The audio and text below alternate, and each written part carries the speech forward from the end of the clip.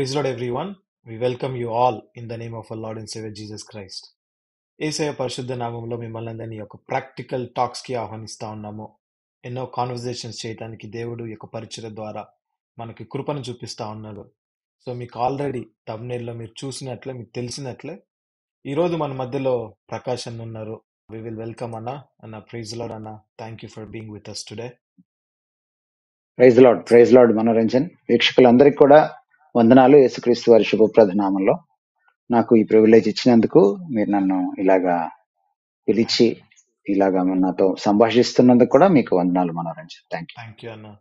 నిజంగా చెప్పాలంటే I been trying for అన్న ఫర్ లాస్ట్ 2-3 years నుంచి. But in is time God makes everything possible. So ఈరోజు అన్న మన మధ్యలో ఉన్నారు. తన యొక్క సాక్ష్యాన్ని మనం వినబోతా ఉన్నాము. చాలా మందికి నేను అన్నను పరిచయం చేసిన అవసరం లేదు. He's well known in Telugu Christendom. ఒక బైబిల్ టీచర్గా, సువార్థికులుగా, ఎవెంజలిస్ట్గా, అపోలజిస్ట్గా. So is a well known preacher. So God is using mightily. So ఈరోజు తన యొక్క వ్యక్తిగత సాక్ష్యము, పరిచర్య అనుభవాలు, అలాగే దేవుడు తన యొక్క జీవితంలో ఎటువంటి కార్యాలు చేస్తా ఉన్నాడు, ఎవరు అన్నని ప్రభావితం చేస్తా వచ్చారు ఇన్ని రోజులు, తన యొక్క పరిచర్యలో ఎలా కొనసాగుతా ఉన్నారు, ఈ విషయాలు మనం తెలుసుకోవడానికి ప్రయత్నిద్దాము. బట్ బిఫోర్ వి స్టార్ట్, దేవుని యొక్క సన్నిధి, దేవుని యొక్క సహాయాన్ని కోరుకుందాము. దయచేసి ప్రార్థనలు నాతో పాటు ఏకీభవించండి. Let us pray, then we will directly ask questions to Anna and we'll hear from him. దయచేసి ప్రార్థనలో ఏకీభవించండి. Let us pray. పరలోకమందున్న గొప్ప తండ్రి, రాజాతి రాజా, ప్రభులకు ప్రభువా, నిజమైన దేవ, మారని మార్పు చెందని మీ యొక్క గొప్ప ప్రభా, ఈ యొక్క ప్రత్యేకమైన సమయంలో మీ యొక్క దయగల పాదాల చెంతకు రాగలుటకు మాకు ఇచ్చిన ధన్యతను బట్టి మీకు వందనాలు. ఈ యొక్క songs of join practical talks ద్వారా ఎన్నో కాన్వర్జేషన్స్, ఆ యొక్క కాన్వర్జేషన్స్ లో ప్రభా మీరు మీ యొక్క సేవకులతో, మీ యొక్క బిడ్డలతో ఎలా ప్రభా వారిని ప్రోత్సహిస్తూ, వారిని బలపరుస్తూ ప్రభా వారు ఒక ప్రాక్టికల్ క్రిస్టియన్ లైఫ్ ని వాక్యానుసారంగా ఎలా కలిగి ఉండగలుగుతున్నారు, వారు తీసుకునే యొక్క ప్రాక్టికల్ స్టెప్స్ ఏంటి, అలాగే తండ్రి వారి యొక్క జీవితంలో మీ యొక్క మంచితనం ఏంటి, మీ యొక్క ప్రణాళికలు ఏంటి, అవి తెలుసుకొని మేము ప్రోత్సహించబడుతూ మిమ్మల్ని మహిమపరచుటకు తండ్రి మాకు ఇచ్చిన యొక్క తరుణాలను బట్టి మీకు వందనాలు ప్రభా. ఈరోజు ప్రకాశనని ప్రభా మా మధ్యలో తీసుకొచ్చినారు. తన యొక్క వ్యక్తిగత జీవితాన్ని బట్టి, పరిచర్యను బట్టి, కుటుంబ జీవితాన్ని బట్టి తను మీకు వందనాలు. వారిని ప్రభా అనేకులకు ఆశీర్వాదంగా ఉంచుతూ ప్రభా మీ యొక్క పనిముట్టుగా అనేకుల కొరకు వాడుకుంటూ వస్తున్న విధానం బట్టి మీకు వందనాలు. ఈరోజు ప్రభా మేము ఎన్నో విషయాలు తెలుసుకొని ప్రోత్సహించబడాలని, మిమ్మల్ని మహిమపరచాలని ఆశిస్తున్నాము. మీరు మా మధ్యలో ఉండండి. ఏ ప్రశ్న అడగాలి, ఏ జవాబు ఇవ్వాలి ప్రభా, సమస్తము తండ్రి మీకు ఆధీనంలో ప్రభా మీరు మహిమ పొందమని ప్రభా వేడుకుంటూ, ఎవరైతే వింటున్నారో, వీక్షిస్తున్నారో, వినబోతున్నారో, వీక్షించబోతున్నారో వారిని ఆస్వాదించండి. వారికి ఉన్న అక్కరి కొలది వారితో మీరు మాట్లాడండి. ఈ యొక్క పరిచర్య యొక్క ఉద్దేశము మీరు సఫలపరచమని వేడుకుంటూ, కేవలము మీకు మాత్రమే మహిమను తీసుకొస్తూ ప్రభా యొక్క చిన్న ప్రార్థన యేసయ్య పరిశుద్ధ నామంలో ప్రార్థించి అడిగి వేడుకుంటున్నాం తండ్రి. ఆమేన్. ఆమేన్. ఆమేన్. Praise lord everyone. I know we're here from అన్న దగ్గర నుంచి విందామని ఆశిస్తా ఉన్నాము. So with much further due I will request అన్న to share his personal experiences. అన్న మొదటిగా అన్న, నేను చాలా క్లుప్తంగా మీ గురించి ఇంట్రడక్షన్ ఇచ్చాను. So if I ask you to give your personal introduction, మీ యొక్క ఫ్యామిలీ బ్యాక్గ్రౌండ్, ఎక్కడి నుంచి ఎటువంటి డిఫరెంట్ మినిస్ట్రీస్ చేస్తా ఉన్నారు, ఒక క్లుప్తమైన ఇంట్రడక్షన్ మీ దగ్గర నుంచి. Manoranjan, first of all I should thank you for giving me this privilege of speaking to our Christian brothers and sisters, particularly Telugu క్రైస్తవ లోకాన్ని ఉద్దేశించి మాట్లాడడానికి ఈ ప్లాట్ఫామ్ మీరు ఇచ్చినందుకు ప్రభువుని స్తుతిస్తూ మీకు కృతజ్ఞత చెల్లించుకుంటున్నాను. Thank you so much. అయితే జనరల్ గా ఈ సాక్ష్యాలు చెప్పడము, ఈ నా బ్యాక్గ్రౌండ్ చెప్పడము సాధ్యమైనంత అవాయిడ్ చేస్తాను నేను, ఎందుకంటే ఇది కొంచెం వేరేగా వెళ్తోంది ఈ నేటి ప్రపంచంలో, క్రైస్తవ ప్రపంచంలో. సో వ్యక్తిగత స్థాయిలో వ్యక్తుల్ని హైలైట్ చేసుకోవడానికి జరుగుతుంది కనుక వీక్షకులు నన్ను మన్నించాలి. అవసరం కొద్దీ మాత్రమే మాట్లాడుతున్నామని మీరు గ్రహించాలి. సో ఇది చెప్తున్నప్పుడు don't look at me, look at God. ప్రభువుని చూడండి. ఒకవేళ ఏదైనా ఒక ఘనత ఉంటే అది ప్రభు ఇచ్చినది అని మీరు గ్రహించాలని నేను కోరుతున్నాను.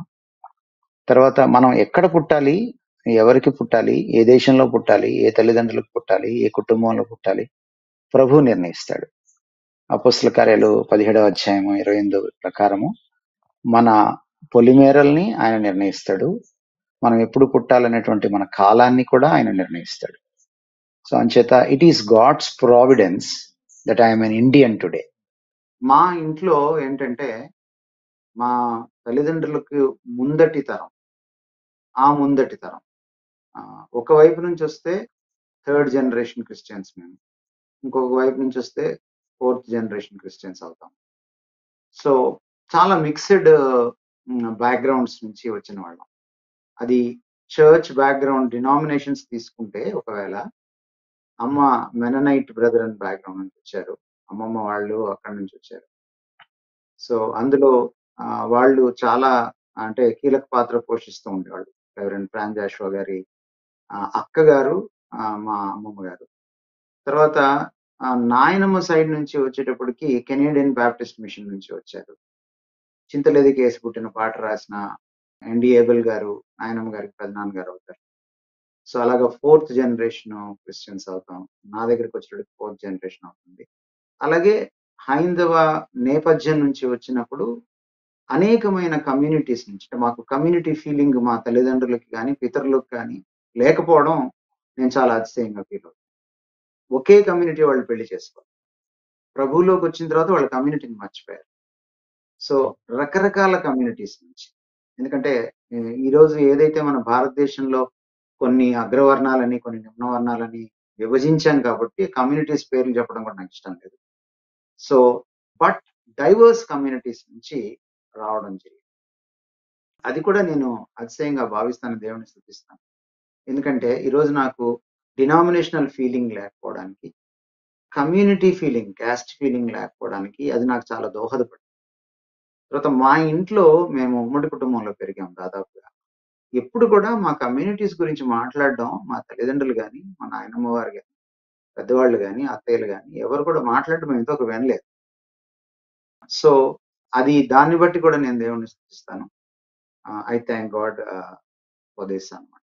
కనుక నిజంగా ఒక క్రైస్తవ సంఘంలో అందరూ క్రీస్తులో ఏకమై ఉన్నారు. గలతీ 3:28 ప్రకారం అందరూ క్రీస్తులో ఏకముగా ఉన్నారు. దాసుడని లేదు, స్వతంత్రుడని లేదు, స్త్రీ అని లేదు, పురుషుడని లేదు, యూదుడని లేదు, గ్రీక్ దేశస్థుడని లేదు, లేదా భారతదేశానికి వచ్చేటప్పటికి అగ్రవర్ణం అని లేదు, నిమ్నవర్ణం అని లేదు అన్నట్టుగా ఆ ప్రివిలేజ్ దొరికింది అనమాట, ఆ సౌభాగ్యం దొరికింది. సో కాబట్టి చాలా స్పష్టంగా నేను భారతీయుణ్ణి, నేను క్రీస్తు బిడ్డని, క్రైస్తవుణ్ణి, ఇంక ఏ జంజాటాలు లేకుండా చెప్పడానికి నాకు చాలా దోహదపడింది. సో అమ్మగారు ఎంజే హేమలత గారు, నాన్నగారు గంటెల మనోహర్ రావు గారు, నాకు ఒక తమ్ముడు ఒక చెల్లి, వాళ్ళిద్దరు కూడా రక్షణ పొందిన వాళ్ళే, ఇద్దరు టీచింగ్ ప్రొఫెషన్ లో ఉన్నారు. నా వైఫ్ షీబా, ఆమె కూడా టీచింగ్ ప్రొఫెషన్ లో ఉండేది, ఇప్పుడు నాకు సేవలో సహకరిస్తుంది. She's from Nellore. అండ్ తనకు కూడా వాళ్ళ తాతగారు కూడా సంఘంలో చాలా ప్రముఖ పాత్ర వహించిన వారు, జార్జి గారు, రిటైర్డ్ తహసీల్దార్. సో ఇది మా ఫ్యామిలీ బ్యాక్. అన్న కొంచెం can you explain more what was your salvation experience?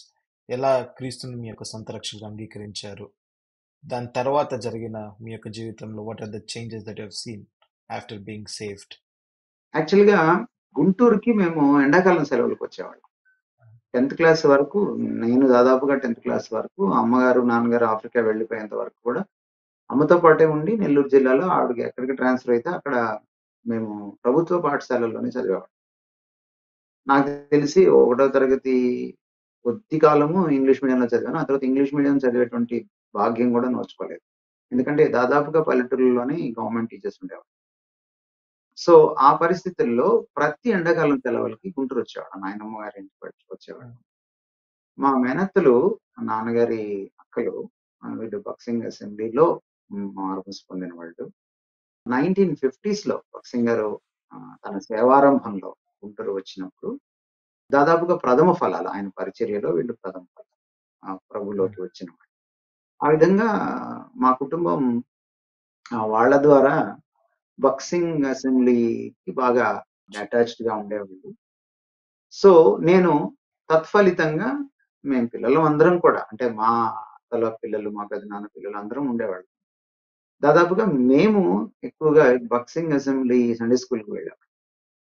So, అలా వెళ్తూ, వెళ్తూ వీబీఎస్‌కి ముఖ్యంగా వీబీఎస్ టైంకి అటెండ్ అవ్వాలి. వీబీఎస్ చాలా బాగా జరిగేది.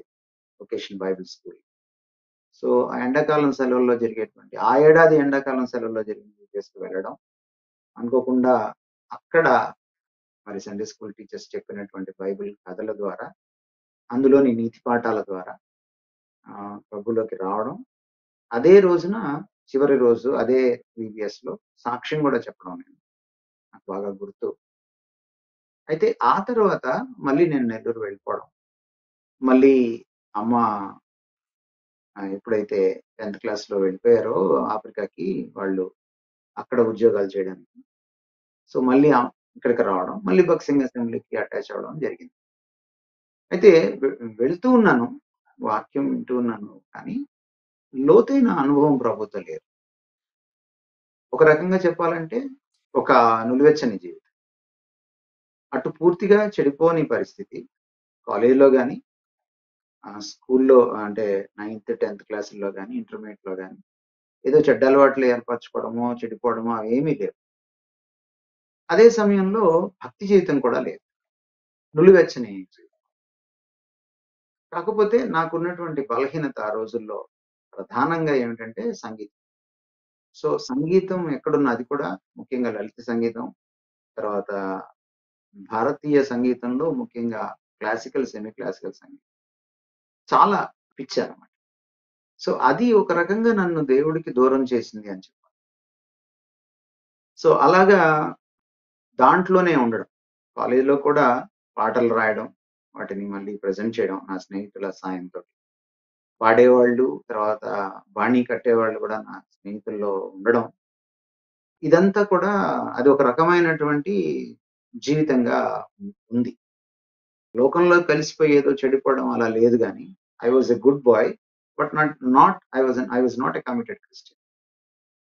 అలా ఉంటున్నప్పుడు దేవుడు చాలా సందర్భాల్లో అది ప్రిక్ చేస్తూ అది అంటే మనసాక్షిని గుచ్చుతూ వచ్చినప్పటికీ కూడా నేను దాన్ని పెడచెవిన పెట్టాను ఆయన స్వరాన్ని.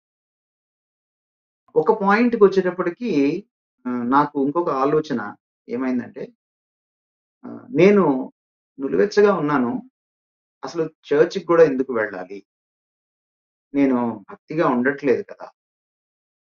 సరే నేను నిజంగా భక్తిపరుడుగా మారిన తర్వాత, ప్రభువుకి నేను దగ్గరైన తర్వాత అప్పుడు వెళ్దాం చర్చ్‌కి. ఇది వేషధారణ బ్రతుకు కదా! వద్దులే ఇది కూడా వద్దు అని చర్చ్‌కి వెళ్ళడం కూడా మానేశాను. దాదాపుగా ఒక 2 సంవత్సరాలు ఆ నులివెచ్చనిదనం నుంచి కూడా దాదాపుగా ఒక డ్రై స్పిరిచ్యువల్ లైఫ్ అనుభవించాను. ఇప్పుడు కూడా దేవుని మహాకృపను బట్టి లోకంలో చెడిపోయిన పరిస్థితి కూడా రాలేదు. But I was not truly a Christian. అటువంటి జీవితాన్ని నేను నెరపలేదు. సో, ఈ పర్ఫెక్ట్ అయిన తర్వాత ఆయన దగ్గరికి రావాలన్నటువంటి ఆలోచన నేను అనుకోవడం అపవాదే నా మనసులో నాటాడు. నన్ను దూరం చేయడానికి దేవుడికి. తర్వాత నేను డాక్ట్రిన్ ఆఫ్ జస్టిఫికేషన్ అర్థం చేసుకునేవాడిని. ఎందుకంటే అమ్మ బీజం వేయడము నేను చాలా ఆలోచన చేస్తూ ఉండేవాడిని. ఈ వాక్య సంబంధితమైన సత్యాలు. ఒక రోజున దేవుడు ఒక ఆలోచన, ఒక సమ్మెటపోటులాగా నా మీద మోదినట్టుగా ఈ సత్యం నాకు అవగతమైంది.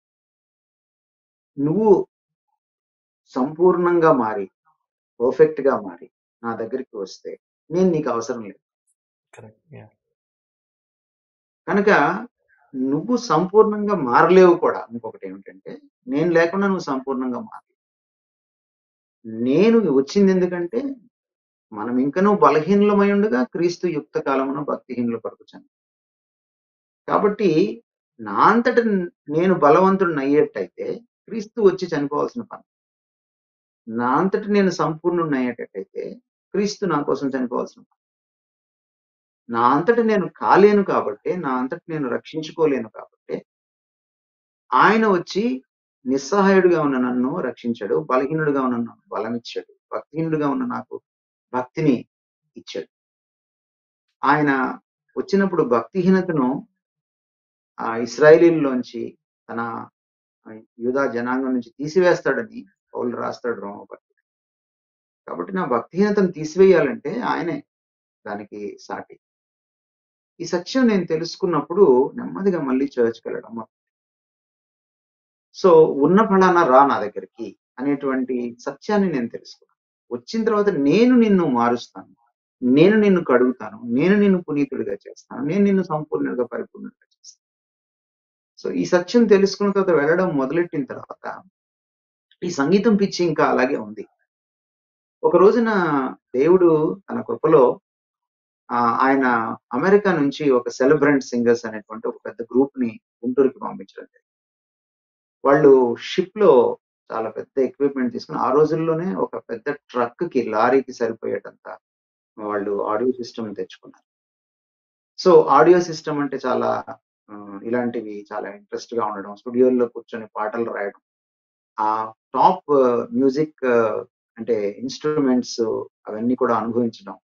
ఆ సౌండ్ సిస్టమ్స్ యొక్క అంటే అందులోంచి సంగీత తరంగాలు వస్తున్నప్పుడు వాటిని ఆస్వాదించడం ఇవన్నీ బాగా అలవాటైంది కాబట్టి, వీళ్ళు చాలా బాగా పాడతారు అని కూడా తెలియడం వల్ల, వాళ్ళ కార్యక్రమానికి అటెండ్ అవ్వాలని అనుకోవడం జరిగింది. సో, వాళ్ళ కార్యక్రమానికి అటెండ్ అయ్యాను. మా కాలేజ్‌లోనే జరిగింది. Andhra Christian college. చాలా బాగా జరిగింది. I really enjoyed that. అయితే తర్వాత ఆహ్, మళ్ళీ medical college, Guntur medical college కూడా చాలా ఆంధ్ర క్రిస్టియన్ కాలేజ్ అంత ఫేమస్ అన్నమాట ప్రపంచవ్యాప్తంగా. దాంట్లో కూడా పెట్టారు. పెట్టినప్పుడు నా స్నేహితులు అక్కడ పనిచేస్తూ ఉన్నారు. డానియల్ అని నా స్నేహితుడు ఉండేవాడు. సో, తన ద్వారా ఆ టీమ్‌లో ఉండి మేమే వాళ్ళందరికీ అంటే ఈ సెలబ్రెంట్ సింగర్స్ గుంటూరు మెడికల్ కాలేజ్‌లో ప్రోగ్రామ్ పెట్టడానికి గ్రౌండ్ వర్క్ అంతా చేసి, పబ్లిసిటీ వర్క్ చేసి, నేను కొంచెము ఆర్టిస్టిక్‌గా కొన్ని విషయాలు చేసేవాడిని. సో, పోస్టర్స్ ఆ రోజుల్లో ఈ ఫోటోషాప్‌లు ఇవన్నీ లేవు. పోస్టర్స్ చేయడానికి ఇవన్నీ చేసి మాన్యుయల్‌గా చేశాం. సో, అలాగా చాలా కీలక పాత్ర పోషించాల్సొచ్చింది. పోషించిన తర్వాత ఇంటికెళ్ళి స్నానం చేసి వచ్చి మళ్ళీ మీటింగ్‌లో కూర్చున్నాం. కూర్చున్న తర్వాత ఒక వాళ్ళు ఆరంభించడంలోనే చాలా విలక్షణంగా ఆరంభించారు వాళ్ళు. ఫిలిప్పీ పత్రిక 2వ అధ్యాయంలో ఉన్నటువంటి మాట 9వ వచనంలో ఉన్న మాట. ప్రతి మోకాలు ఆయన ముందు వంగాలి. ప్రతి నాలుక ఆయనను ప్రభు అని ఒప్పుకోవాలి అన్న వచనంతో ఆరంభించారు వాళ్ళు. అక్కడ దేవుని సర్వాధికారం నన్ను ఆకర్షించింది. నన్ను ఆకట్టుకుంది. ఒక రకంగా కట్టిపడేసినట్టయింది. దేవుడు మాట్లాడడం మొదలెట్టాడు.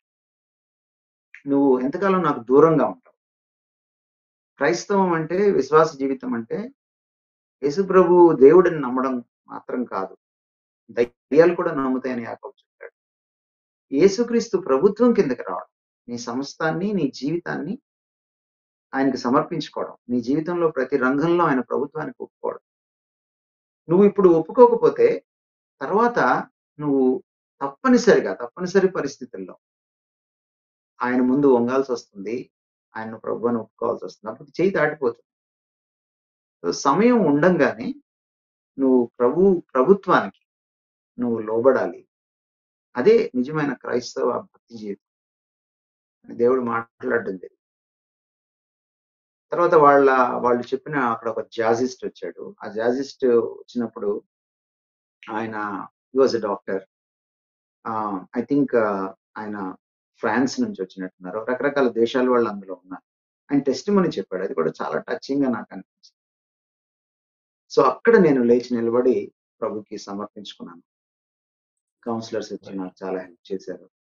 సో, హ్మ్. ఆ విధంగా నేను ప్రభువులోకి రావడం జరిగింది. అది దాదాపుగా మై 20థ్ year or 21st year right. జరిగింది. రైట్ అన్న. Thank you for sharing. మీరు చెప్తున్నప్పుడు I was able to relate myself. నేను కూడా I was couple of years back ఎప్పుడైతే రక్షణ నిశ్చయం చేసుకోవాలో నేను కూడా పర్ఫెక్ట్ అయిన తర్వాత వెళ్దాంలే అని ఒక డిసిజన్తో హ్మ్. చాలా ఇయర్స్ లేట్ చేసి then I understood. Then I slowly surrendered myself. I know చాలా మంది యవనస్తులు కూడా ఈ యొక్క జర్నీలోనే వెళ్తా ఉంటారు అని నాకు మీది కూడా చెప్పిన తర్వాత అర్థమైంది. I think this can help many, right? మన వల్ల ఇది కాదు, we have to submit to God అని. అన్న మూవింగ్ ఆన్ అన్న. సో రక్షించబడ్డారు మీరు 20 ఇయర్స్ తర్వాత. అట్లా మీ యొక్క పరిచర్య ఎలా ఆరంభమైంది? How did you start your ministry? ఎలా దేవుడు నాకు ఈ గిఫ్ట్ ఇచ్చాడు, ప్రీచింగ్ గిఫ్ట్ ఇచ్చాడు, ఈ యొక్క లైన్లో నేను వెళ్ళి దేవుని యొక్క పరిచర్య చేయాలి, ఇక పరిచర్య ఆరంభ దినాలను గుర్తు చేసుకొని కొన్ని విషయాలు ఏదైనా పంచుకోగలుగుతారా? తప్పకుండా మనోరంజన్. పరిచర్య విషయంలో నాకు ఇది ఒక రకంగా ఆశ్చర్యమే. ఉమ్, ఎందుకంటే నేను పరిచర్యలోకి రావాలని అనుకోలేదు. నేను నాకున్నటువంటి కెరియర్ ప్లాన్స్ చాలా డిఫరెంట్‌గా ఉండేవి. నేను కాంపిటీటివ్ ఎగ్జామ్స్ రాయాలనో, లేకపోతే గ్రూప్స్ సైడ్ వెళ్ళాలనో, లేకపోతే బ్యాంకింగ్ సైడ్ వెళ్ళాలనో, లేకపోతే నేను ఆర్ట్ సైడ్ వెళ్ళాలి. బీఎఫ్ఏ చేసి, బ్యాచిలర్ ఆఫ్ ఫైన్ ఆర్ట్స్ చేసి, ఆర్ట్ సైడ్ వెళ్ళాలని, లలిత కళల వైపు వెళ్ళాలి అన్నది. ఉమ్, లేదు అది కుదరకపోతే ఒక సౌండ్ ఇంజినీర్ అవ్వాలి. ఎందుకంటే నాకు ఆడియో సిస్టమ్ చాలా, చాలా చాలా ఇంట్రెస్ట్ కావాలి. So those were my plans. అదే సమయంలో ఇంట్లో వాళ్ళు నన్ను కువైట్ పంపించాలని అక్కడ జాబ్స్ చూసారు. అత్త వాళ్ళు కూడా అక్కడ జాబ్స్ చూసారు. సో పాస్‌పోర్ట్‌కి బలవంతంగా అప్లై చేయించారు. నిజానికి నాకు పర్సనల్‌గా కూడా ఇండియా వదిలి వెళ్ళడం ఇష్టం లేదు. ఇండియా అంటే చాలా ఇష్టం నాకు. మా మా ఇంట్లో చాలా మంది అబ్రాడ్‌లో వెళ్లి సెటిల్ అయ్యారు. గల్ఫ్‌లో ఉన్నారు, యూరోప్‌లో ఉన్నారు, యూఎస్‌లో ఉన్నారు, యూకేలో ఉన్నారు. బట్ నాకైతే ఇష్టం లేదు. వ్యక్తిగతంగా అస్సలు ఇష్టం. అయితే బలవంతంగా పాస్‌పోర్ట్ అప్లై చేయించారు. అప్లై చేయించినప్పుడు అదే సమయంలో కరెక్ట్‌గా దేవుడు మాట్లాడుతూ నేనెప్పుడైతే రీకమిట్ చేసుకున్నానో సెలబ్రిటీ సింగర్స్ వచ్చినప్పుడు గుంటూరు మెడికల్ కాలేజ్‌లో జరిగిందేమిటంటే నేను ప్రభుకి చాలా దగ్గరయ్యాను. నేను మోకాళ్ళ మీద బైబిల్‌లో చదువుతూ ఉండేవాడిని. వాక్యాన్ని తరచి తరచి చాలా సార్లు ప్రభు దగ్గర కూర్చొని ప్రార్థన చేసుకుంటూ ఉంటాను. సో, ఈ పరంపరలో నేను యెహెజ్కేలు గ్రంథం యెహెజ్కేలు గ్రంథం చదువుతుంటే అది నా క్వైట్ టైమ్ పోర్షన్ అన్నమాట. Daily portion. సో, యెహెజ్కేలు గ్రంథంలో ఉన్నటువంటి ప్రతి అధ్యాయాన్ని పారా వైస్ నేను రోజుకొక పారా చొప్పున చదువుతూ వెళ్తూ ధ్యానిస్తూ ఉన్న రోజుల్లో నాకు చాలా స్పష్టంగా అర్థమైంది ఏమిటి అంటే దేవుడు ఆయన నాతో మాట్లాడుతూ వచ్చాడు. పుస్తక ఆరంభంలోనే మనం చూస్తే రెండవ అధ్యాయంలో ఆయన అంటాడు, "నరపుత్రుడా నీవు చక్కగా నిలువబడు. నేను నీతో మాట్లాడవాలి." సో, నేను అటెన్షన్ పే చేయడం మొదలెట్టాను. ఈ దేవుడు ఏం మాట్లాడుతున్నాడు. అప్పటినుంచే నాకు వాక్యం ద్వారా దేవుడు మాట్లాడతాడన్న కన్విక్షన్ ఉండింది. సో, ఆయన మళ్ళీ చూస్తే ఈ పుస్తకం చదువుతూ ఉంటే ఆయన తన పుస్తకం ఒకటిచ్చి భుజించమని చెప్పడం. ఈ పుస్తకంలో నాకు ఆ మాట చూసినప్పుడు చాలా ఒకంత ఆశ్చర్యంగా నాకనిపించింది. రెండో అధ్యాయంలో 10వ వచనం నేను చదువుతున్నాను. నేను చూచుచుండగా గ్రంథమును పట్టుకొనిన ఒక చెయ్యి నా యొద్దకు చాపబడింది. ఆయన దాన్ని నా ముందర విప్పగా అది లోపటను వెలుపటను వ్రాయబడినదై మహావిలాపమును, మనోదుఃఖమును, రోదమును అందులో వ్రాయబడింది. మరియు ఆయన నాతో మూడో అధ్యాయంలోకెళ్తే నాతో ఇలాగ సెలవిచ్చాను. నరపుత్రుడా నీకు కనబడిన దాన్ని భక్షించుము. ఈ గ్రంథమును భక్షించి ఇంకా ముందటి అధ్యాయంలో ఆయన 8వ వచనంలో అంతకుముందు మనం వెళ్లి చూస్తే దీన్ని భుజించు అని అంటాడు. సో భక్షించు, భుజించు అని అన్నప్పుడు నాకు అర్థమైంది ఏంటంటే నేను వాక్యాన్ని బాగా చదవాలి. వంట పట్టించుకోవాలి. అమ్మ అందుకే కాబోలు చిన్నప్పటి నుంచి ఇలా చెప్పేది అని చాలా కాంక్షతో చదివాను. నిశ్చితంగా ఉమ్, లోతుగా వాక్యాన్ని చదవడం అలవాటు చేసుకున్నాను. అదే సమయంలో ఆయన ఏం చెప్పాడంటే ఇదే అధ్యాయం ముఖ్యంగా 2, 3 అధ్యాయాలు చదివితే మూడో అధ్యాయం 5వ వచనంలో ఏమంటాడంటే భాష రాని ప్రజలకు యాస భాషతో మాట్లాడే వాళ్ళ దగ్గరికి నేను నిన్ను పంపించట్లేదు. నీ ప్రజల దగ్గరికే భాష వచ్చిన వారికి నీ భాష ఉన్న ప్రజల దగ్గరికి నేను నిన్ను పంపిస్తున్నాను. నీవు గ్రహింపలేని యాస మాటలు పలుకు జనముల యొద్దకు కాదు. ఇశ్రాయేలీయుల యొద్దకే నేను పంపుతున్నాను అని ఆయన మాట్లాడడం చూసాను. ఏం మాట్లాడాలి నేను అని ఏంటి దేవుడు ఇలా మాట్లాడుతున్నాడు అనుకుంటున్నప్పుడు మళ్ళీ ఇదే అధ్యాయంలో వాళ్ళు వినకపోయినా నువ్వు మాట్లాడాలి. వాళ్ళు నాకు తిరుగుబాటు చేస్తున్నారు. నువ్వు వారికెళ్ళి చెప్పాలి. వాళ్ళలాగే నిన్ను కూడా నేను కఠినంగా చేస్తాను. నీ నుదురును కఠినమైనదిగా చేస్తాను. నీ నుదురు చెకుముకి రాతి కంటే కఠినంగా ఉండు వజ్రం వలె చేస్తాను. నీవు భయపడకు. వారి మాటలకు భయపడద్దు. జనులకు భయపడద్దు. ఆయన 2వ అధ్యాయంలో చెప్పడం నేను చూసాను. సో ఇవన్నీ చూసినప్పుడు నాకు అర్థమైంది ఏమిటంటే, God is calling me for a teaching ministry, for a preaching ministry. నాకు సంఘానికి భారతదేశంలో, అంతేకాకుండా నా భారతీయులకు సువార్త చెప్పడానికి ఆయన నన్ను పిలుచుకుంటున్నాడు. Basically I should be a preacher, a teacher and an evangelist అనేది నాకు అర్థమైంది. అది కూడా నా క్షేత్రం ప్రధానంగా భారతదేశం, నాతోటి భారతీయులు అన్నది నాకు అర్థం. సో ఇది పుస్తకం కంప్లీట్ చేసేటప్పటికి దాదాపు ఒక 2 నెలలు పైన పట్టింది. 2, 3 నెలలు పట్టింది. నేను అది నాకు కన్విక్షన్ గా మారింది. దేవుడు నన్ను పిలుస్తున్నాడు, ఈ ప్రత్యేకంగా ఈ పనికి పిలుస్తున్నాడు అని నా కన్విక్షన్ గా మారింది.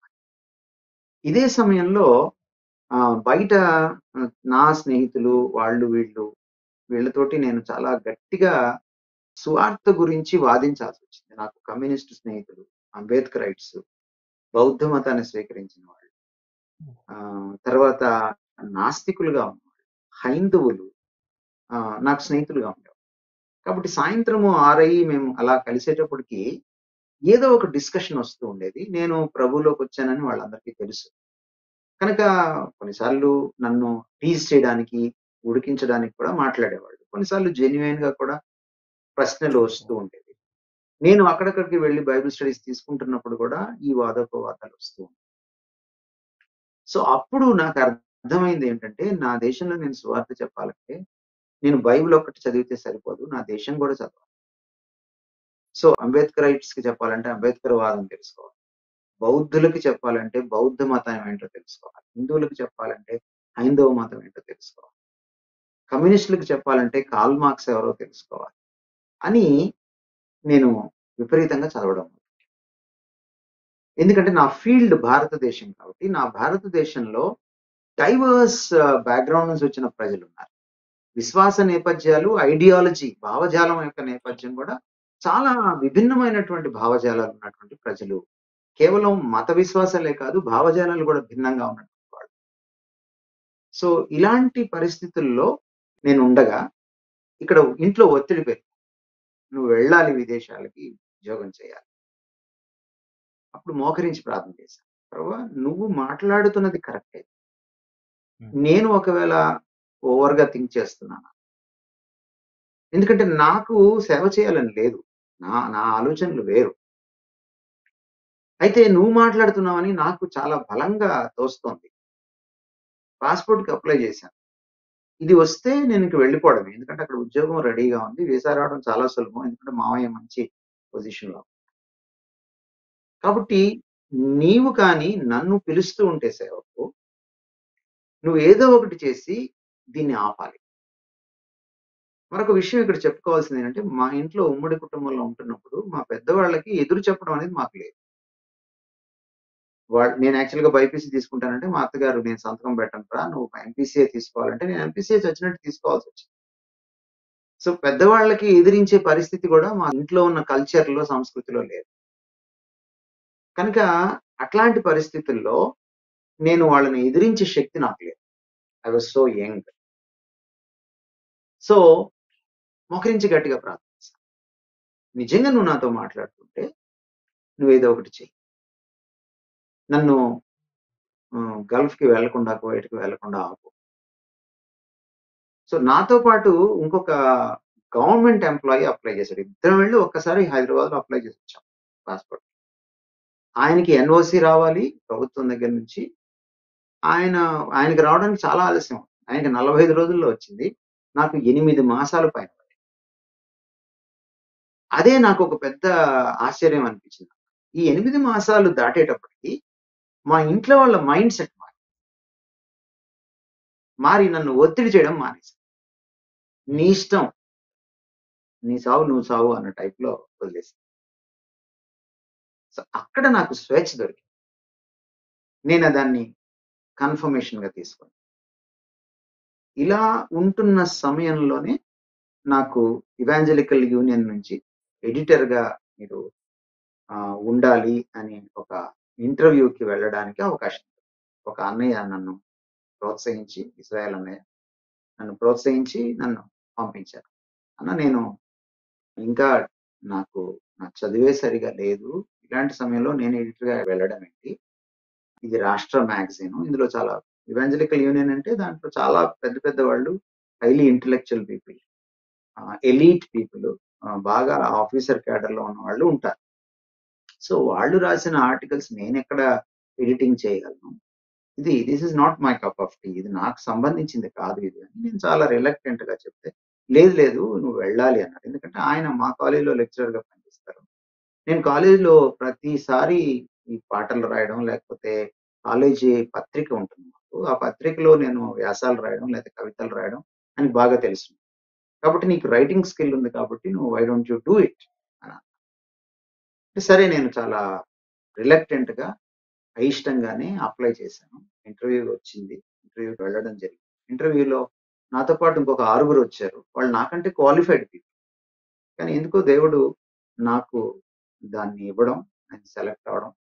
అక్కడి నుంచి నేను ఆధ్యాత్మికంగాను, క్రైస్తవ మానసికంగాను నేను పరిణతి చెందడానికి ఇవాంజలికల్ యూనియన్ ప్లాట్‌ఫార్మ్ నాకెంతగానో ఉపయోగపడింది. అక్కడి నుంచి నేను మళ్ళీ రైటింగ్‌లో ఇంటర్నేషనల్ లెవెల్‌లో ఉన్నటువంటి హ్మ్.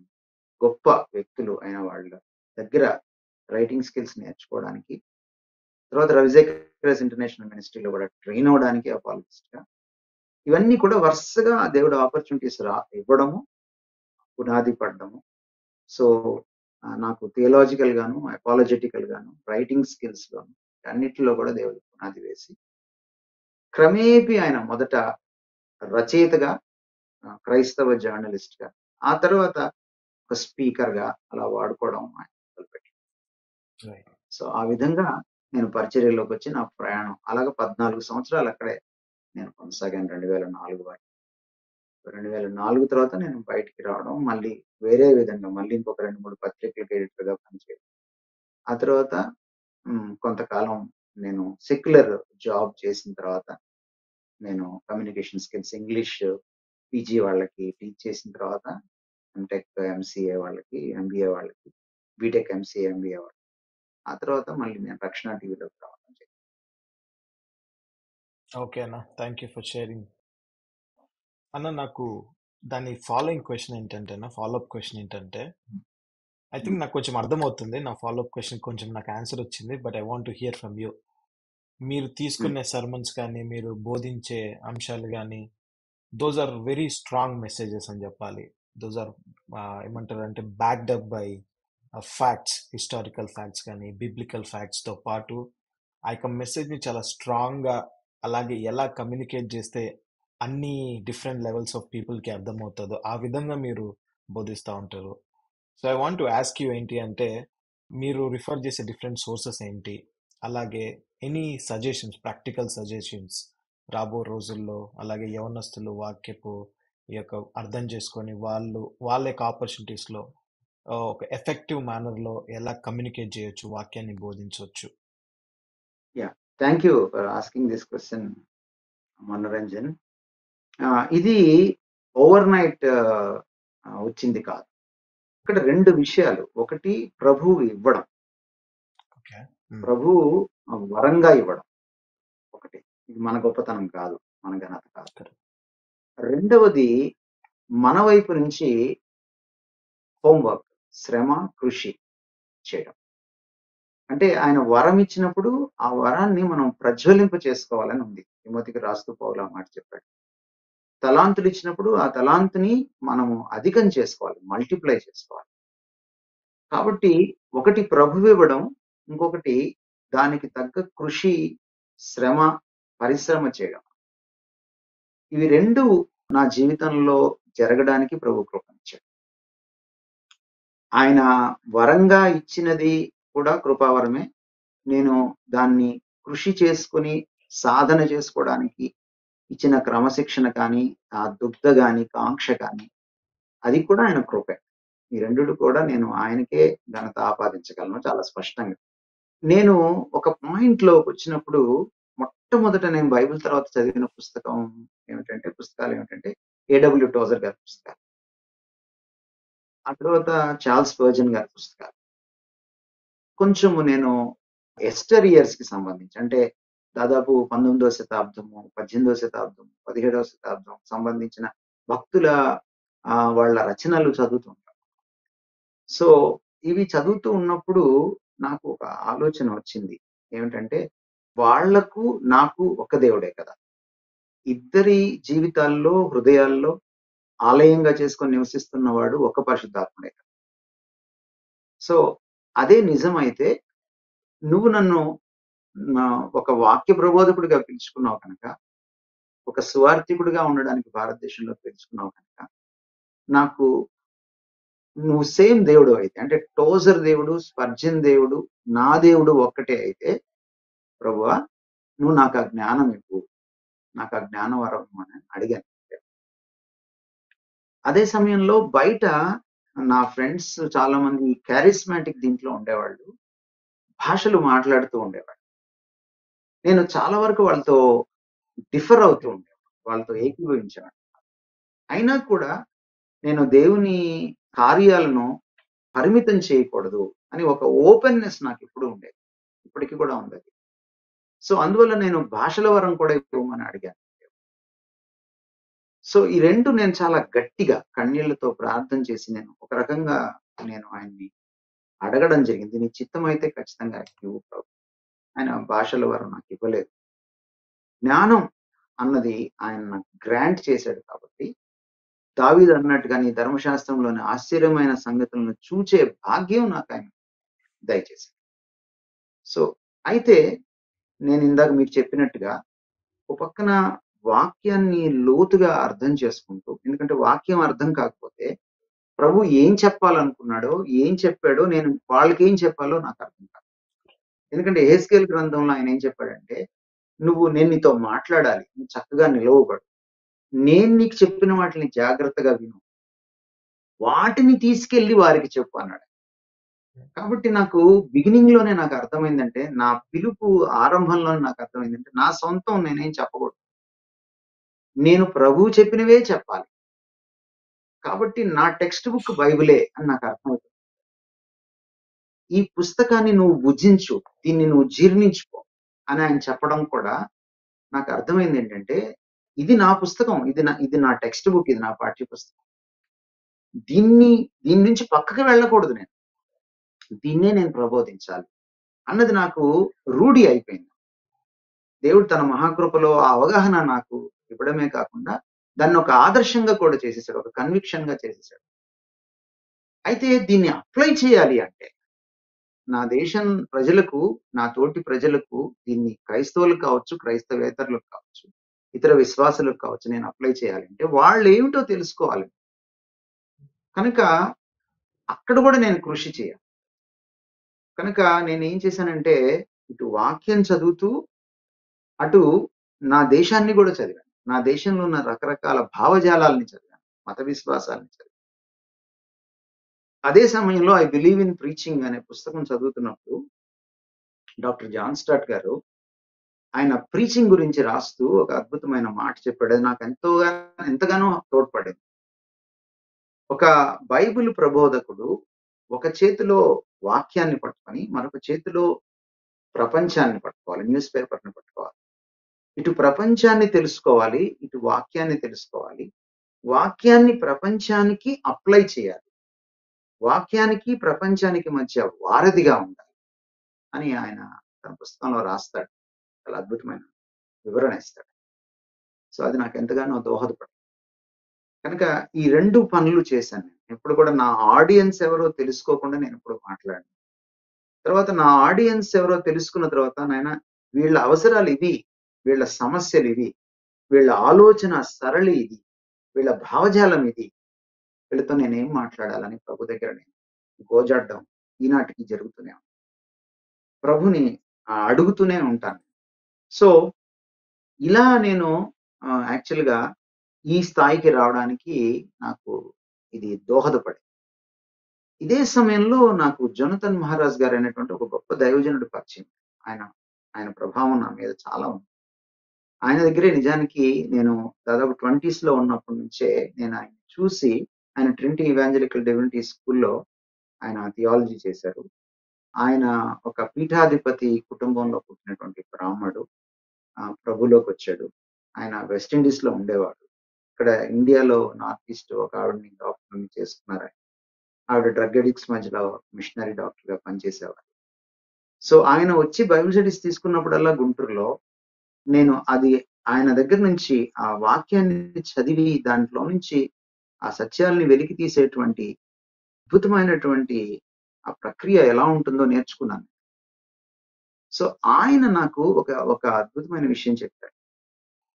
మీరు ఎలాగా వాక్యాన్ని చదువుతారు? ఎలాగా మీరు ప్రసంగిస్తారు? అని అడిగినప్పుడు చాలా క్లోజ్ ఆయన. ఆయన నాకు వ్యక్తిగతంగా చెప్పిందేమిటంటే, నేను చాలా దూరాలు ట్రావెల్ చేస్తాను. నేను ఎక్కువగా ట్రైన్‌లో ట్రావెల్ చేయడానికి ఇష్టపడతాను. సో, నేనెప్పుడు అప్పర్ బర్తే తీసుకోవడానికి కూడా ఇష్టపడతాను సాధ్యమైనంత వరకు రిజర్వేషన్. అప్పర్ బర్త్‌లో కూర్చొని నేను 2 పనులు చేస్తాను. ఒకటి వాక్య ధ్యానం, ఇంకొకటి ప్రార్థన. ఈ అప్పర్ బర్త్‌లో నాకు కొంచెం డిస్టర్బెన్స్ తక్కువుంటుంది. కనుక అందరూ నిద్రపోయిన తర్వాత నేను లేచి ఈ పని చేస్తాను. అయితే ప్రసంగం చేయక ముందు ఫలానా ప్రసంగం కోసం నేను ప్రిపేర్ అవ్వను ప్రకాష్. నేనేం చేస్తానంటే, దేవుడు నన్ను ఎక్విప్ చేస్తూ సమయమందు, అసమయమందు ఆయన ప్రకటించమన్నాడు, వాక్యాన్ని ప్రకటించమన్నాడు అన్నప్పుడు, నేను అసమయమందు కూడా వాక్యాన్ని ప్రకటించేంత ప్రిపేర్డ్‌గా ఉండాలంటే, నేను సమయమందు, అసమయమందు ముందు ప్రిపేర్ అవ్వాలి. వాక్యాన్ని వంట పట్టించుకోవాలి. కనుక నేను నిత్యము వాక్య ధ్యానం చేస్తాను. నిత్యము బైబిల్ స్టడీ చేస్తాను. అక్కడికి వెళ్ళినప్పుడు నాకు ఒక ఆపర్చునిటీ స్పీకింగ్ అసైన్‌మెంట్ ఇచ్చినప్పుడు, ఏం మాట్లాడాలో ప్రభువుని అడిగితే, ఈ బ్యాక్ డ్రాప్‌లోంచి ఏదైతే ఇప్పటికే నేర్చుకొని మనసులో దాచుకున్నానో, అందులో నుంచి దేవుడు ఇది మాట్లాడు అని నాకు చెప్తాడు. ఇదే విధంగా నేను విశాల్ మంగళవాడి గారిని చూసినప్పుడు దగ్గర ఆయన నాకు చెప్పలేదు గానీ, నేను గమనించి తెలుసుకున్నాను. సేమ్ థింగ్ ఆయన చేస్తున్నట్టు నేను చూసాను. సో, నాకు అర్థమైంది ఏమిటంటే, ఎప్పుడూ వాక్యం సమయమందు, అసమయమందు చదువుతూ ఉండాలి, ధ్యానిస్తూ ఉండాలి, అధ్యయనం చేస్తూ ఉండాలి. అక్కడున్నటువంటి అవసరం కొద్దీ దేవుడు మాట్లాడేటప్పుడు ఆయన బైబిల్‌లో ఒక మాట చెప్పారు యేసుక్రీస్తు వారు. మీకు ఏం మాట్లాడాలా అని మీరు దాని గురించి చింతపడొద్దు. ఆ సమయంలో ఆ ఘడియ యందు పరిశుద్ధాత్మ మీకు గుర్తు చేస్తాడు అనే మాట. గుర్తు చేయాలి అంటే ముందే మనం మనసులో ఉండాలి. Yes. జ్ఞప్తిలో లేకపోతే గుర్తు చేయడానికి కుదరదు.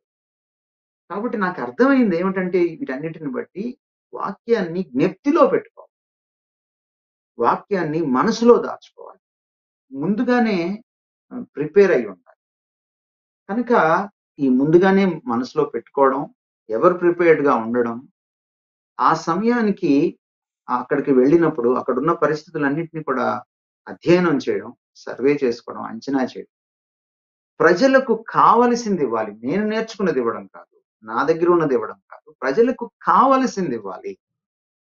అన్నది దేవుడు నాకిచ్చిన కన్విక్షన్. కాబట్టి ఇవన్నీ కూడా దోహదం చేసి, వెరసి నేనిలా మాట్లాడడానికి ఈ రోజున రిలవెంట్‌గా మాట్లాడడానికి నాకు సహాయం చేస్తున్నారు Right. ప్రభు.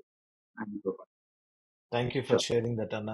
చాలా ప్రాక్టికల్గా చెప్పారు అన్న. దానికి ఇంకా ముందుకెళ్తే అన్న, ది అదర్ క్వశ్చన్ ఏంటంటే, మీరు అంటే it's reality that God is using you so much.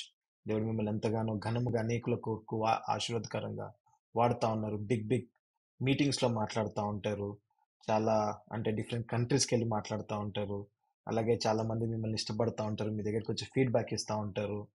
So ఇవన్నీ వింటా ఉంటే there is a much possibility that will be puffed up. నా దగ్గర ఏదో ఉంది అని ఒక తెలియని ఆ యొక్క గర్వం అనేది వస్తూ ఉంటుంది. మీరు అలా కాకుండా ఐ కెన్ సీ, అంటే దూరం నుంచి కూడా I can see your humble, అంటే లోలీగానే మెయింటైన్ చేస్తూ ఉంటారు. Do you take any practical steps that I'll be humble అని, ఈ యొక్క ట్రాప్లో పడకుండా మీరు ఎలా హంబుల్గా ఉండగలుగుతున్నారు? ఎటువంటి స్టెప్స్ తీసుకుంటా ఉంటారు? మనోరంజన్, అందరం మానవ మాత్రులమే. నేను కూడా ఉమ్, ఉమ్, బలహీనుడిని. ఉమ్, నేను గర్వంగా ఫీల్ అయినట్టుగా నాకు జ్ఞాపకం లేదు గానీ, ఒకటి మాత్రం నాకెప్పుడు జ్ఞాపకం పెట్టుకుంటాను. ఎక్కడైనా గర్వం వచ్చి నన్ను నాశనం చేస్తుందేమో అన్న భయంతో ఎప్పుడూ బ్రతుకుతాను. ఎందుకంటే గర్వం గురించి వాక్యం చాలా చెప్తోంది. yeah, గర్వించిన తర్వాత నాశనం వస్తుంది. నాశనమునకు ముందు గర్వం నడుస్తుంది అని రాయబడింది. అంటే గర్వాన్ని వెంటాడుతుందన్నమాట నాశనం. పక్కనే ఉంటుంది. వెనకే నీడలాగా వెంటాడు. సో, నాశనం కొని తెచ్చుకోవాలనుకుంటేనే గర్వించాలి. గర్వం. కాబట్టి నాకొక భయం ఉంది. రెండవ భయం ఏంటంటే, ఆయన గర్విష్ఠుల్ని ఎదిరిస్తాడు. అవును. So, the moment I become proud, నేను గర్వించిన మరుక్షణం God will resist. లేక ఆ క్షణమే ప్రభువు నాకు శత్రువు. బైబిల్‌లో ఒక మాట ఉంటుంది. దేవుడు మన పక్షమునుండగా మనకి విరోధి ఎవడు అని. నేను అప్పుడప్పుడు బైబిల్‌ని చాలా క్రియేటివ్‌గా చదువుతాను. దేవుడు మనకి విరోధి అయితే మన పక్షాన ఎవడుంటాడు? ఉమ్, ఇప్పుడు నేను గర్విస్తే నా ఫస్ట్ ఎనిమీ ఎవరంటే దేవుడే. అంతకంటే ట్రాజెడీ ఇక నా జీవితంలో లేదు. నన్ను రక్షించే నాథుడే దొరకడు. సో, నేను కోరుకునేది దేవుడి దగ్గర ఎప్పుడు ఏంటంటే, నాకు మనుషులు శత్రువులైనా పర్లేదు, ఇంట్లో వాళ్ళు శత్రువులైనా పర్లేదు, ఎవరు నా చెయ్యి విడిచిపెట్టినా పర్లేదు. But you should be my friend. నన్ను విడిచిపెట్టద్దు. సో, నేను ఈ భయంతో ఈ రోజుకి కూడా బ్రతుకుతున్నాను. ఎక్కడ దేవుడు నాకు శత్రువు అయిపోతాడు నేను గర్విస్తే. సో, ఐ నేను చాలా భయంతో ప్రతిసారి స్టేజ్ ఎక్కేటప్పుడు గాని, లేకపోతే యూట్యూబ్‌లో మాట్లాడేటప్పుడు గాని, ఏదైనా దేవుడు ఒక గొప్ప ఆలోచన నాకిచ్చినప్పుడు, లేక మీరన్నట్టుగా కొంతమంది అభిమానించే వాళ్ళొచ్చి పొగడ్త చేసినప్పుడు గాని, సాధ్యమైనంత వరకు నేను దాన్ని ఖండిస్తూ వస్తున్నాను. ఉమ్, కొన్నిసార్లు ఖండించినప్పుడు వాళ్ళు బాధపడుతున్నారు. కానీ అట్‌లీస్ట్ నేను గర్వించకుండా ఉండడం కోసం అది నాకెంతో హెల్ప్ చేస్తుంది. సో, ఆ జాగ్రత్త పాటిస్తున్నాను నేను. తర్వాత ఇంకొకటి ఏంటంటే ఇక్కడ నేను చెప్పవలసిన విషయము, మీరు క్లుప్తంగా అడిగారు కాబట్టి, నా బలహీనతలేంటో నాకు తెలుసు. ఉమ్, నా నా లేమి, నా చాలనితనం ఏంటో నాకు తెలుసు. బయట చాలా మందికి నేను చాలా గొప్పగా కనిపించినా, ఆ లోపల నా బలహీనత ఏమిటో, నా చేతకానితనం ఏంటో, నా చాలనితనం ఏంటో నాకు తెలుసు. I know it. ఉదాహరణకి నేను చాలా పిరికివాడిని నేను చిన్నప్పుడు. కానీ దేవుడు నన్ను నా ఎర్లీ 20స్‌లో తన సేవకు పిలిచినప్పుడు యెహెజ్కేలు గ్రంథం ద్వారా ఇంకోటి ఏం మాట్లాడాడంటే, "నువ్వు భయపడకు, జడియకు" అని చెప్పాడు. సో, నేను దేవుడిని అడిగాను, జ్ఞానంతో పాటు నాకు ధైర్యం ఇవ్వమని. అందువల్ల ఈరోజు వేల మందితో నేను మాట్లాడడానికి, చాలా గట్టిగా కొన్ని విషయాల్ని మాట్లాడడానికి, భయపడకుండా సత్యాన్ని మాట్లాడడానికి కారణం ఏంటంటే, ఈ పిరికివాడిని దేవుడు ధైర్యవంతుడు చేశాడు. It's only God. But for God నేనిది చెయ్యలేని పని. నాకు చేతగానిదిది. దేవుడు లేకపోతే నాకిది చేతకాని. ఒక ఉదాహరణ మాత్రం చెప్తున్నాను. సో, ఇంకొకటేంటంటే జ్ఞాపక శక్తి పెద్ద లేదు నాకు. ఉమ్, నాకది ఇంకొక బలహీనత ఉండేది. కానీ ఈ రోజు నా వాక్యం గుర్తుపెట్టుకోవడానికి చాలా విషయాల్ని నేను నా సెర్మన్స్‌ని గూడా నేను రాసుకోను. జస్ట్ 4 ముక్కలుగా రాసుకుంటానంతే. నేను ఒక గంటన్నర మాట్లాడాలంటే ఒక 4 లేకపోతే 5 పదాలు అక్కడ ఉంటే చాలు. సో, దానికి కారణము కూడా ప్రభువే. సో, ఒక గుర్తుపెట్టుకోలేని వాడికి, మతిమరుపుగాడికి, ఒక పిరికివాడికి ఈ రోజున ధైర్యము, జ్ఞానము, నెత్తి దేవుడిచ్చాడు అంటే, ఇది కేవలము ఆయన కృప, ఆయన శక్తి, ఆయన నన్ను సమర్థవంతుడిగా చేశాడు. కనుక ఈ సత్యము బయట వారికి తెలియదు. నాకు తెలుసు కనుక గర్వించడానికి ఆస్కారం లేదు.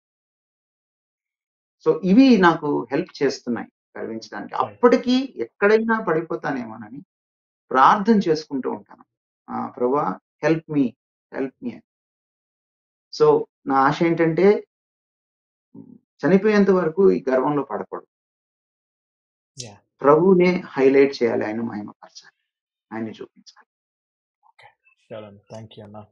ది అదర్ క్వశ్చన్ అన్న, మీరు ఇందాక మీ ఆన్సర్లో కూడా ఇద్దరు ముగ్గురిని మెన్షన్ చేస్తూ వచ్చారు, ఒక దైవజనులు మిమ్మల్ని ఎలా ఇన్ఫ్లుయెన్స్ చేశారు అని. ఒక 2-3 నేమ్స్ మళ్ళీ చెప్పాలి. ఒక దైవజనులు మిమ్మల్ని ప్రభావితం చేసిన వాళ్ళు క్లుప్తంగా ఎలా ప్రభావితం చేశారు, వాళ్ళ దగ్గర నుంచి మీరు ఏం నేర్చుకున్నారు? చాలా మంది ఉన్నారు. నేను ఒక్కొక్కరికి ఒక్కొక్క విషయం చెప్పి ముందుకు వెళ్ళిపోతాను, ఎందుకంటే క్లుప్తంగా మీరు చెప్పమన్నారు కాబట్టి. మొట్టమొదటి దైవజనుడు, నన్ను ఇన్ఫ్లుయెన్స్ చేసిన దైవజనుడు A.W. టోజర్. ఆయన నేను ఎప్పుడు చూడలేదు. ఆయన ముందుగానే పరమపదించారు. కానీ ఆయన పుస్తకాలు చదువుతున్నప్పుడు నేను దేవుని పట్ల రోషము, సత్యం పట్ల కాంక్ష, దేవుణ్ణి ప్రేమించాలన్నటువంటి ఒక దుగ్ధ నాలో ఏర్పడింది. నేను పరలోకంకు వెళ్ళిన తర్వాత మొట్టమొదట ప్రభు తర్వాత చూడవలసిన వ్యక్తి ఎవరైనా ఉంటే అది A.W. టోజర్. సో ఆయన పుస్తకాల ద్వారానే నాకు ఇంగ్లీష్ కూడా చాలా థియాలజీయే కాదు, ఇంగ్లీష్ కూడా చాలా. సో ఆ విధంగా ఆయన నన్ను డివోషన్ టు క్రైస్ట్, క్రీస్తే క్రీస్తే క్రీస్తే, ఇంక వేరేది కాదు అనే విషయంలో ఆయన నన్ను చాలా ఇన్ఫ్లుయెన్స్ చేశారు. ఆ తర్వాత థియాలజీని అర్థం చేసుకోవడంలో, దాన్ని చాలా లాజికల్ గా అర్థం చేసుకోవడంలో సిఎస్ లూయిస్ నాకు చాలా హెల్ప్ చేశారు. థియాలజీని సింప్లిఫై చేసి ఇతరులకి చెప్పడం, కాంప్లెక్స్ ఐడియాస్ ని పామర్లకు సైతం అర్థమయ్యేటట్టుగా చెప్పే విషయంలో నాకు doctor R C Sproul and doctor Norman Geisler, వీళ్ళిద్దరు పుస్తకాలు, వాళ్ళ రచనలు నాకు చాలా హెల్ప్ చేశాయి. తర్వాత క్రీస్తులో ఉన్నటువంటి ఆ గొప్ప జీవనం ఎంత గొప్పదో తెలుసుకొని దాన్ని ఇంకా ప్రాక్టికల్ గా ఆస్వాదించడానికి నాకు ఒక క్లారిటీ ఇచ్చిన వారు డెలస్ విలార్డ్. ఆయన ఇంకొక థియాలజీ.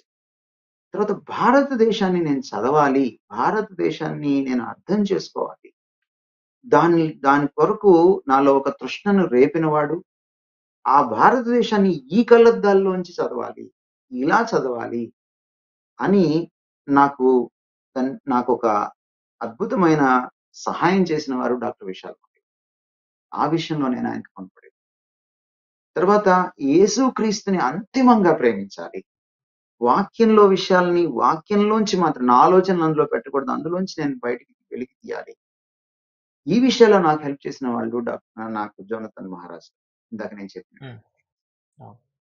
వీళ్ళే కాకుండా నేను ఈవ్లో ఉన్నప్పుడు బ్రదర్ ఈవాన్స్ గారు, డేవిడ్ రాజ్ కుమార్ గారు, వీళ్ళ జీవితాలు, వీళ్ళ యొక్క బోధనా విధానం నాకు ఎంతగానో దోహదపడింది. వాళ్ళు డేవిడ్ రాజ్ కుమార్ గారు సింప్లిఫై చేసి ఎక్స్ప్లెయిన్ చేసేటువంటి ఆయన ఆ న్యాచురల్ టీచింగ్ టాలెంట్ నన్ను ఎంతగానో ఆకట్టుకునేది. అలాగే ఈవాన్స్ గారు ఏ విషయం ఇచ్చినా దాన్ని ఎంతగానో రీసెర్చ్ చేసి దానికి ఆ సబ్జెక్ట్ కి న్యాయం చేసేటువంటి ఆయన ఆ అంకిత భావం, అది నాకు ఎంతగానో హెల్ప్ చేసింది. ఇలాగా అనేకులు నాకు నా జీవితంలో ముద్ర వేశారు, నాకు ఎంతో ప్రభావం చూపించారు. వాళ్ళ దగ్గర నేను నేర్చుకున్నాను. సో వన్ ఫైనల్ క్వశ్చన్ అన్న, ఈ రోజుల్లో ఈ క్రైస్తత్వంలో what do you think is missing in today's Christianity? ఈ రోజు ఉన్న క్రైస్తత్వంలో ఏమి లోపిస్తుంది, ఏమి మిస్ అవుతుంది అని మీకు అనిపిస్తూ ఉంటుంది? ఒక మాటలో చెప్పాలంటే వాక్యం తెలియకపోవడం, బిబ్లికల్ ఇలిటరసీ. ఈవెన్ థియోలాజికల్ కాలేజ్లో చదువుకుని వచ్చిన వాళ్ళకు కూడా వాక్య లోతు లేకపోవడం, తత్ఫలితంగా ప్రబోధకుడికి, పాదిరి గారికి అది లేకపోవడం, కొంతమంది ఉన్నా కూడా దాన్ని కాంగ్రిగేషన్ కి చెప్పకపోవడం. కనుక యేసుక్రీస్తు వారు యోహాను సువార్త 20వ అధ్యాయంలో ఒక పాస్టర్ గారికి అప్పగించిన పని ఏంటంటే, నా గొర్రెలను మేపు. అది so one of the most important roles a pastor can play in a church. Pastor గారు చేయగలిగిన గొప్ప పని ఏమిటంటే, ఆయన గురుతర బాధ్యత ఏంటంటే తన గొర్రెల్ని వాక్యంతో మేపాలి. ఇది ఈ రోజున జరగట్లేదు నేటి క్రైస్తవంలో. స్టోరీలు చెప్తున్నారు, లేకపోతే మీకు అవి వస్తాయి ఇవి వస్తాయి తాయిలాలు ప్రకటిస్తున్నారు. యేసుప్రభులోకి వస్తే ఏదో జరిగిపోతుంది, అంతా మంచి జరిగిపోతాయి, కన్నీళ్ళన్నీ పోతాయి, కష్టాలన్నీ పోతాయి, రోగాలన్నీ పోతాయి అని చెప్తున్నారు. కొంతమంది అయితే అసలు రోగం వస్తే నువ్వు క్రైస్తవుడివే కాదని చెప్తున్నారు, అబద్ధాలు. సో ఇలాంటివంతా జరుగుతుంది కానీ వాక్యంలో తర్ఫీదు జరగట్లేదు. కాబట్టి వాక్య లేమితో ఈరోజు సంఘాలు క్రైస్తవం అలమటిస్తోంది. తత్ఫలితంగా ప్రభు ఎవరో తెలియట్లేదు. ఎందుకంటే ప్రభువుని ఖచ్చితంగా తెలుసుకోవాలంటే వాక్యమే. ఈ ముద్రిత వాక్యం ద్వారానే ఆ జీవవాక్యమైన క్రీస్తుని తెలుసుకోవాలి. నాకు ఈ 66 పుస్తకాలు వాక్యం సుపరిచితం కాకపోతే నాకు క్రీస్తు సుపరిచితం కాదు. యేసుక్రీస్తు వారు స్పష్టంగా చెప్పారు, నేను ఎవరో మీరు తెలుసుకోవాలంటే నా సాక్ష్యం నేను ఇచ్చుకుంటే సరి అయినది కాదు, లేఖనములు నా గురించి సాక్ష్యం ఇస్తున్నాయి. లేఖనములలో జీవముందని మీరు అంటారు కదా, మీరు వెళ్ళి లేఖనాల్ని పరిశోధించండి, నేను మీకు దొరుకుతాను అన్నాడు. కాబట్టి లేఖనాలు తెలియచెప్పే క్రీస్తు ఈ రోజు మనకు అపరిచితం. ఎవరో ఏదో చెప్పి మనమేదో ఊహించుకున్న క్రీస్తే మనకు పరిచితం. మనం కొత్త క్రీస్తుని సృష్టించుకున్నాం. కాబట్టి క్రీస్తు తెలియట్లేదు. క్రీస్తు తెలియకపోతే క్రైస్తవం తెలియదు, క్రైస్తవ భక్తి తెలియదు. ఎందుకంటే క్రైస్తవ భక్తి అంతా కూడా క్రీస్తు చుట్టే పరిభ్రమిస్తుందని 1 తిమోతి పత్రిక 3:16లో ఈ భక్తి గొప్ప మర్మము ఇందులో ఉన్నదని పౌలు చాలా స్పష్టంగా చెప్పాడు. క్రైస్తవం అంటేనే క్రీస్తు తత్వాన్ని పుణికి పుచ్చుకోవడం. కాబట్టి వాక్య లేమి వల్ల క్రీస్తు లేమి ఏర్పడడం, కాబట్టి క్రైస్తవమే లేమితో అలమటించడం ఈరోజు అత్యంత శోచనీయమైన దురదృష్టకరమైనటువంటి పరిస్థితి మన క్రైస్తవ్యానికి అని చెప్పచ్చు. Thank you for sharing. ఈరోజు మీ యొక్క విలువైన సమయాన్ని తీసుకొని you share lot of things, me personal life, me ministry life, అలాగే ఈ రోజుల్లో మీరు చూస్తున్న క్రైస్తత్వంలోని విషయాలు మాతో పంచుకున్నా ఉన్నారు. I'm sure this will be a blessing to many. And thank you once again అన్న for being with us today. మీరు చివరిగా ప్రేయర్ చేసి బెండిక్షన్ ఇస్తే we can conclude for today అన్న. తప్పకుండా మనోరంజన్, వీక్షకులందరికీ కూడా ఏకీభవించాలని తలలు వంచాలని కోరుతున్నాను. మా ప్రేమ కలిగిన తండ్రి, మీ పాదాలకు వందనాలు నాయన. మేము ఏమై ఉన్నామో అందులో మంచి అంతా నీదే ప్రభు. మేము ఏమై ఉన్నామో అందులో చెడంతా మాది. ఇది సత్యం అని ప్రభా, మేము మాట్లాడుకున్న మాటల్లో నా గురించి మనోరంజన్ అడుగుతున్నప్పుడు ఏదేని మంచి ఉంటే దానికి ప్రతి విషయానికి ఘనత నీకు ఆపాదిస్తున్నాం తండ్రి. వింటున్న వాళ్ళు, చూస్తున్న వాళ్ళు, వీక్షకులు ఎక్కడ కూడా ఏ ఒక్క క్షణమాత్రం కూడా ఆయన మమ్మల్ని చూడకుండా, నన్ను చూడకుండా నిన్ను చూడటానికి కృప చూపించండి. పిరికివాణైనా నన్ను ధైర్యవంతుడిగా మార్చిన నీవు, అజ్ఞానినైనా నన్ను జ్ఞానిగా మార్చిన నీవు, మతిమరుపుగా ఉన్న నన్ను తండ్రి జ్ఞాపక శక్తితో నింపిన నీవు తండ్రి, వారిని కూడా మార్చగలవని, మలచగలవని, అద్భుతమైన సాధనాలుగా వాడుకోగలవని, వాళ్ళు నిన్ను నమ్మి నిన్ను హత్తుకొని నీకు విధేయత చూపించినప్పుడు ఇది సాధ్యమవుతుందని, వినమ్రంగా నీ చేతుల్లో ఒదిగిపోయినప్పుడు, నీ బలిష్టమైన చేతి కింద ఉన్నప్పుడు నీవు తగిన సమయంలో హెచ్చిస్తావని ఆయన అందరూ తెలుసుకోవడానికి, నిన్ను మాత్రమే మహిమపరచడానికి కృప చూపించాలి. మా ఈ మనవల్ని నీ చేతులకు అప్పగించుకుంటూ, మనోరంజన్ని బట్టి కూడా, తను చేస్తున్న సేవను బట్టి కూడా నేను స్తుతిస్తూ, తనను ఆశీర్వదించడమే కాకుండా తన సేవను కూడా అనేకులకు ఆశీర్వచనంగా మీరు చేయాలి. యేసుక్రీస్తు వారి ప్రశస్తమైన నామమున వేడుకుంటున్నాం.